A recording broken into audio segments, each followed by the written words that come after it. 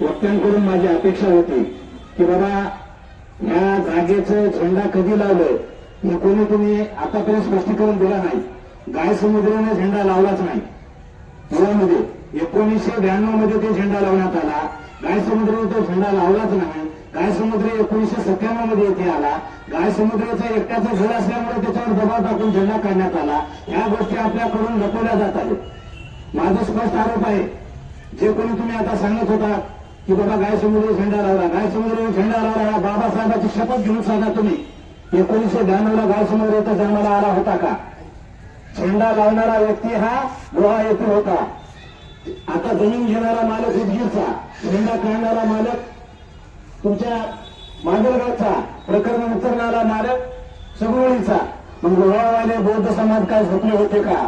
माझा तुम्हाला प्रश्न आहे, माझा राग येऊ द्या तुम्हाला. तुमचं रक्त जागं झालं पाहिजे यासाठी काही गोष्टी सत्य तुमच्या समोर मांडण्यासाठी मी उभा आहे. मित्र, काम करत असताना अशा चुकीच्या अफवा कोणी पसरू नका. गाय समुद्राचा झेंडा उतरला, झेंडा उतरते वेळेस त्या ठिकाणी बौद्ध समाजाचे किती व्यक्ती होते, कोण कोण होते याची सर्व माहिती आमच्याकडे आहे. काय आपलं भांडण आपण बाहेर काढायचं नसतं म्हणून आम्ही कोणाचे नाव आज घेणार नाही. पण आमच्याकडे सगळे व्हिडिओ आणि पुरावे आहेत. योग्य वेळी ते सगळे बाहेर येतील. पोलीस प्रशासनाकडे ते पुरावे आहेत. मित्र, हे जागा 1992 पासून आहे. एखाद्या जागेवर आपण अतिक्रमण केल्यावर त्या जागेचं जर 10 वर्ष उपयोग घेतल्यावर ती जागा शासन आपल्याला मालकी करून देते. तसं 2025 मध्ये नगरपालिकेच्या सन्माननीय शिवोली प्रशासकीय काळामध्ये आपली जागा आपल्या नावावर पंचशील ध्वज आणि बुद्ध विहारासाठी म्हणून नोंद केलेला आहे. नमुना 47 आपल्याकडे रेकॉर्डला नोंद आहे. अनेक जणांचं म्हणणं होतं की ती जागा कोणाची आहे? बौद्ध विहाराची जागा असताना तुम्ही गाय समुद्राला समोर का करता? गाय समुद्र काय लोहाचा मालक आहे काय? आपल्या ह्या सर्व गोष्टी इथं कोणी झाकू नका. आपल्याकडून काही चुका झालेल्या आहेत, ते चुका सुधारून जे कोणी चुका केलेल्या असतील ते बी जर सन्मानाने ह्या मोर्चामध्ये येत असतील तर आम्ही त्यांना सोबत घेऊ. आम्ही 8 दिवसापासून, मी असेल, आटकोरे सर असतील, पंचशील भाऊ असेल, आम्ही 8 दिवसापासून या प्रकरणामध्ये विशेष असं लक्ष देऊन काम करत आहोत. बऱ्याच जणांचं म्हणणं होतं कायद्याविषयी लढाई लढली पाहिजे. 100% कायद्याविषयी लढाई ही कायद्यानं चालू आहे. पंचशील भाऊच्या नावानं एक याचिका दाखल होणार आहे 2 दिवसामध्ये. माझ्या नावावर एक याचिका दाखल होणार आहे. आटकोरे सरांच्या नावानं एक याचिका दाखल होणार आहे. सन्माननीय या चालू नगराध्यक्ष व सीओ यांनी जागा काढत असताना गाय समुद्र हा त्याचा मालक नसून बौद्ध समाज मालक आहे.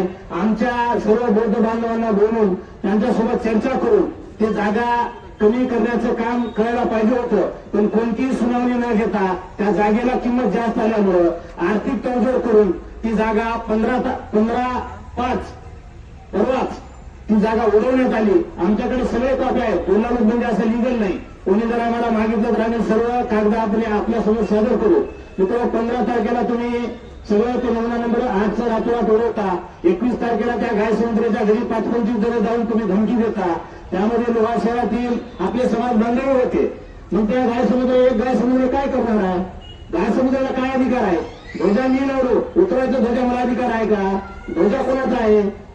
सर्व समाज बांधवाचा आहे. मग तुम्ही सर्व समाज बांधव त्या विषयाला चुकून का पडला नाही? तुम्हाला माझा पहिला प्रश्न आहे. मित्र, आताही काही झालं नाही. आपण सर्वजण या पंचशील ध्वजेसाठी आमच्या पाठीशी येत असाल तर आम्ही लवकरच एक मोठा मोर्चा काढू. आपल्याकडून सर्वजण जर या पंचशील ध्वजेसाठी तयार असाल तर येणाऱ्या काही काळामध्ये आम्ही मोर्चा तर काढूच. पण आपल्याकडून सर्वांकडून मला आश्वासन पाहिजे. मोर्चा काढत असताना सर्वांचा कार्यकर्ता येऊन इथं मोर्चा काढू शकत नाही. त्यासाठी येथील शहरातील ग्रामीण भागातील महिला पुरुष सर्व व्यक्ती लागतात. त्यामुळे आपण मोर्चाला सर्वजण येणार का? पहिला अगोदर आम्हाला हात वर करून सांगा. आपण मोर्चाची पूर्ण तयारी संपतो. येणाऱ्या सध्याच्या काळामध्ये आचारसंहिता असल्यामुळे आपल्याला मोर्चा काढण्यात येणार नाही. कायदेविषयक अडचणी येतात. आपल्याला पोलीस प्रशासनाला त्रास द्यायचा नाही. इथं पोलीस प्रशासनाचे बांधव इथं बसून आहेत. आम्ही एसपी साहेबांना विनंती केलो, कलेक्टर साहेबांना विनंती केलो, तहसीलदार साहेबांनाही विनंती केलो. आपण विनंती करून आम्हाला या संदर्भात कोणतीही तातडीची बैठक बोलवला नाही किंवा आमच्यासोबत कोणतेही तुमचं पत्रव्यवहार त्या संदर्भात झालेला नाही. म्हणजे प्रशासनही या प्रकरणामध्ये बरबटलेलं आहे. या आर्थिक तडजोडीमध्ये प्रशासन पूर्णपणे सहभागी आहे म्हणायला हरकत नाही. मी आपल्याला आज बी स्पष्ट सांगतो, येणाऱ्या 22 तारखेपर्यंत त्या जागेसंदर्भात निर्णय घेऊन सर्व कमिटीसोबत चर्चा करून तोडगा न काढल्यास येणाऱ्या 23/6/2026 रोजी सर्व बौद्ध बांधव, वंचित बहुजन आघाडी, भारतीय बौद्ध महासभा व आंबेडकरी विचाराच्या सर्व जनतेला सोबत घेऊन आम्ही तहसीलवर मोर्चा काढूच. मोर्चा काढत असताना जर आमच्या पंचशील ध्वजाचा त्या दिवशीपर्यंत निकाल लागला गेला तर त्या जागेवर आम्ही हजारो झेंडे लावू. कायदा जरी मोडायची वेळ आली तर मोडू, आणि जर लाट्या खायची वेळ आली, सगळ्यात अगोदर जिल्हाध्यक्ष म्हणून मी समोर व्हायला तयार आहे. पहिली लाठी माझ्यावर बसलं तरी आपण माघार घ्यायचं नाही.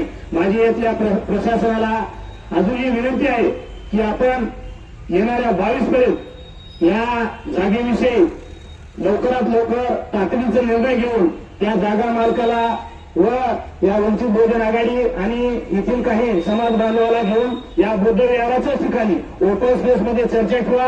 आम्हाला तिथील जागा देणं बंधनकारक आहे. आम्ही 1992 पासून तिथले मालक आहोत. आज घडीला जो मालक झालेला आहे तो काय पूर्वी 1992 पासूनचा मालक नाही, तो 2016-17चा मालक आहे.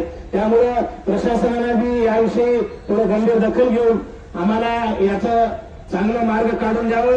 व मी अजून एक तुम्हाला विनंती करतो, येणाऱ्या 11 जूनला युवा नेते सुजातदादा आंबेडकर हे नांदेडला येणार आहेत. लोहा येथील सर्व मुख्य कार्यकर्त्यांनी तिथे यायचं आहे. सुजातदादा सोबत आपल्याला याविषयी चर्चा करून दादालाही या आंदोलनामध्ये कसं सहभागी करून घेता येईल हे आपल्याला करायचं आहे. त्यामुळे आपण सर्वजण